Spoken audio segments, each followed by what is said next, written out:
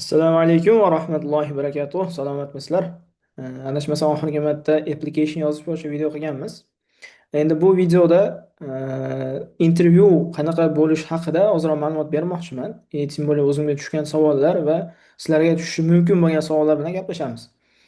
Hozir men sizlarga anaqani share qilaman. Okey, adashmasam sizlarga ekran ko'rinyapti. Bu yerda o'sha yozgan applicationimizni draft varianti bu anaqa asl varianti emas edi. O'zingizlar ko'rgan bo'lsanglar, bor yo'q haligi ma'lumot uchun yozgan edim.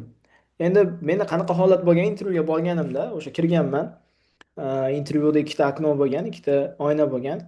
Bittasiga chaqirishgan, o'sha yerga borib, meni polniy anaqalarim ko'rishni boshlagan. Birinchi o'rinda o'sha applicationni ochadi, application bo'yicha ma'lumot so'raydi. Qayerda tug'ilgansiz? O'zbekistonda qaysi viloyatda demaydi-yu, o'sha qayerda tug'ilgansiz, qachon tug'ilgansiz, Koreyaga qachon kelgansiz, qaysi o'qishga kelgansiz, qaysi sohada o'qiysiz, borib nima qilmoqchisiz, qayerda yashaysiz, keyin o'sha polniy kelgan vaqtingiz, qancha vizangiz qolgani, nima o'qishingiz, shular bo'yicha ma'lumot so'raydi.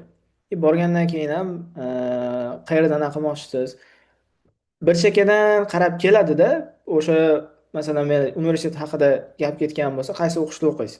Siz aytayotgan gap bilan bu yerda yozilgan narsa bir xil tushishi kerak. Unga qaraydi.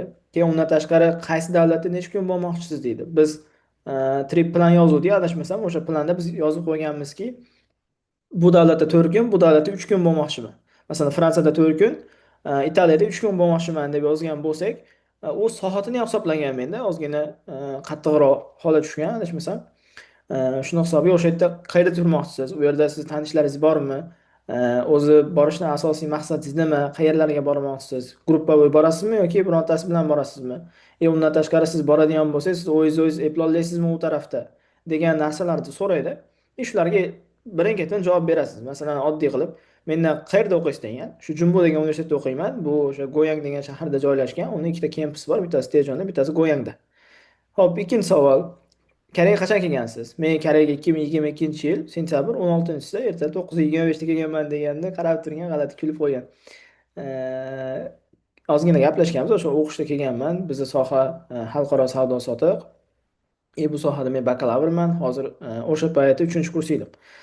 3-kursda o'qiyapman, 3-kurs tugatyapman. Keyin so'raganki, nimaga aylan Yevropaga bormoqchisiz degan. Undan oldin men Yaponiyaga chiqib kelganman sayohatga, undan tashqari O'zbekistonga bir marta borib kelganman, Qirg'izistonga chiqib kelganman bir marta. O'shalarni keyin ko'rsatib berganman. Men har yili o'sha dam bo'lgan paytda, masalan, Koreyada 3 oy o'qish, 3 oy dam bitta semestrda. O'sha 3 oy o'qish bo'lgan paytda o'qiyman, 3 oy dam bo'lgan paytda tashqariga chiqib, havo aylantirgani trail qilib kelaman deganman. Menimcha yetarli bo'lgan u odamga meni javoblarim. Keyin bu yerda o'sha pul haqida hech qanaqangi savol bermagan. Masalan, nima qilinadi-yu? Bankshot qilinadi 1 kunlik, 3 oylik kirdi chiqdilarni ko'radi. Hech qanaqangi so'roq savol qilmagan shu bo'yicha. 2 marta intervyuga kirgan bo'lsam, ikkovsida ham mendan hech qanday savollar so'rashmagan. Nimaligini bilmadim. Part-time ham ishlaysizmi ham demagan, yo bo'lmasam sizni ketayotgan rasxodlaringizni kim qoplaydi ham demagan. Bu bo'yicha umuman qaramagan ham. Men o'sha Toastbankdan anaqa qilganman. Bankshot qilganman. O'sha 3 oylik kirdi chiqimni ham Toastbankda o'zidan olganman, ingliz tili variantida. Shunchaki o'tkazib yuborgan. Shunchaki o'tkazib yuborgan. Hech qanaqangi qarab, tekshirib bu narsalarga qaramagan. Asosiy narsa o'sha qayerda qolasiz, u davlatlarda qoladigan o'sha manzilingiz qaysi shahardaligi, keyin planingizga qaraydi. Asosiy qayerlarga bormoqchisiz, kuningizni qayerda o'tkazmoqchisiz. Undan tashqari bu yerda o'sha application ham oxirida yozilayotganda bu yerga ismingizni yozib turib, signature qo'l qo'yib qo'yishingiz kerak bo'ladi. Xo'p, asosiy gaplashiladigan narsalar shular. Unaqangi oshiqcha anaqa ma'lumot so'ramaydi. Keyin yana bitta narsa, siz qaysi kuni uchib borib turib, qaysi kuni uchib kelasiz deydi. Men yerda mana intended date of arrival at the first intended stay in the Schengen area deyapti-yu. Mana birinchi o'sha yetib borib kiradigan vaqtingiz qaysi kuni deyapti. O'sha holatda mana 1-oy, 5-oy, 1-kun 2026-yil. Bu просто nima uchun, for example qilib yozganmiz. Sizlarda o'sha asl varianti bo'ladi, o'shani qarab so'raydi. Keyin u yerda so'rash mumkinki, sizlar masalan Koreyadan uchyapsizlar u yoqqa, keyin o'sha davlatni o'zidan qaytishinglar kerak Koreyaga kitobida. Vizaga topshirayotganda sizlar nima olasizlar, aviabilet olasizlar. Aviabilet olinganda aviabilet bordi keldi, bordi keldi bitta davlatda o'zidan bo'lishi kerak. Agar aslida boshqacha qilsanglar ham, lekin vizaga topshirayotganligi sababli bir xil qilishinglar kerak. Masalan, Parijda 4 kun, Italiyada 3 kun. Fransiyada 4 kun, Italiyada 3 kun deydigan bo'lsak, sizlar hozir birinchi o'rinda nima qilasizlar? Plan yozayotganda ham, bilet olayotganda ham shunday qilishinglar kerak. Birinchi Fransiyaga bordi, keldi olasizlar. Masalan, mayda birinchisi nimaga borish? Fransiyaga borish. Mayda 10-sida Fransiyadan qaytish.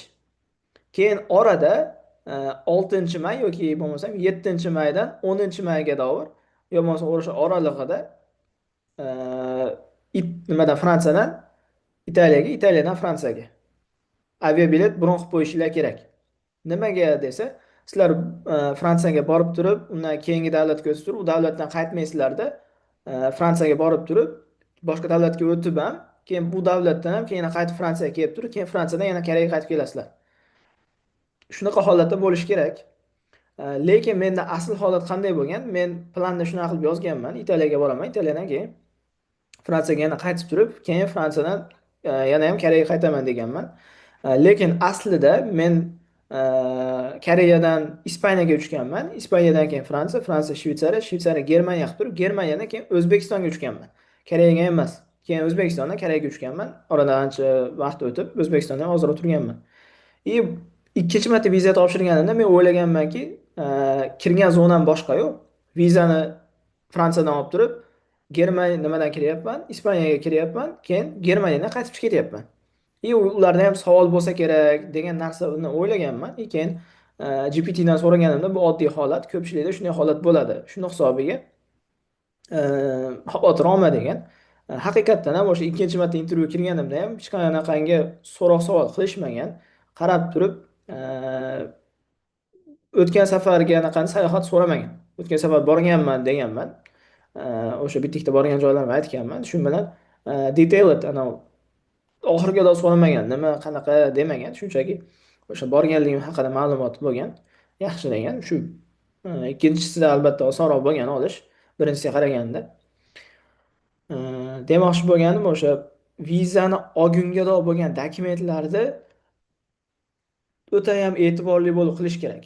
Lekin viza olib bo'lgandan keyin u boshqa davlatdan kirib turib, boshqa davlatdan chiqib ketsanglar bo'laveradi. Bunaqangi bir qattiq nimasi bo'lmaydi deb o'ylayman.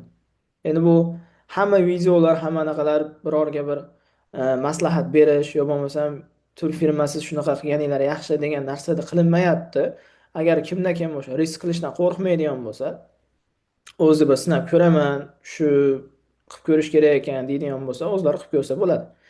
Masalan, o'sha qaysidir ma'noda bizni agentstvadan qilishga qonunimiz o'rganligi sababli o'zimizga ham bir challenge bo'lgan. Shunaqa qilib ko'rganmiz.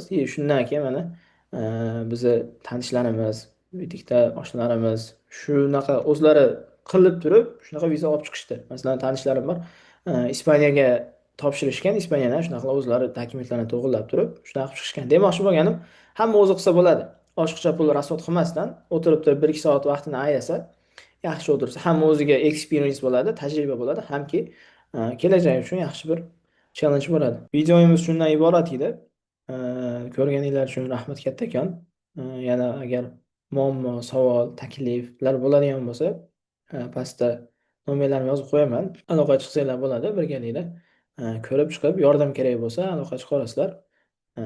Bir yaxshi anaqa qilamiz, xudo xolasa. Salomat bo'linglar.